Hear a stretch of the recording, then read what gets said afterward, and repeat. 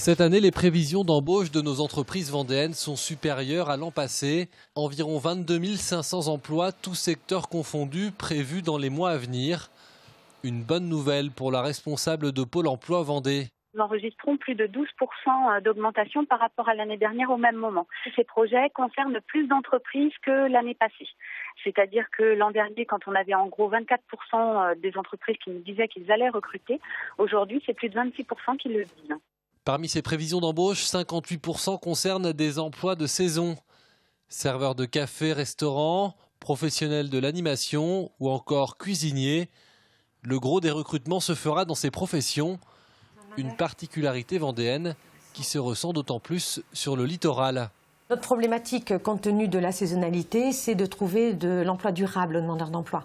On est sur des contrats relativement courts qui peuvent aller de 2 à 4, voire 6 mois. Pour certains secteurs, quelquefois plus, mais c'est extrêmement compliqué. Notre objectif étant de trouver de l'emploi durable aux demandeurs d'emploi. Pour le reste, de nombreux métiers recrutent toute l'année. Plus de 200 boulangers prévus ou encore 300 aides à domicile. Et puis des secteurs qui recrutent à nouveau après des années difficiles. C'est le cas par exemple pour les entreprises du bâtiment.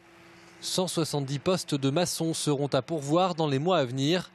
Problème, les candidats, eux, sont déjà introuvables. Le secteur a quand même perdu quasiment 1000 emplois depuis 4 ans. La visibilité pour les entreprises n'est toujours pas là. Vous savez, la maison individuelle, par exemple, repart d'un niveau très très bas. Donc, même si c'est une légère embellie, aujourd'hui, elle n'est pas encore très significative.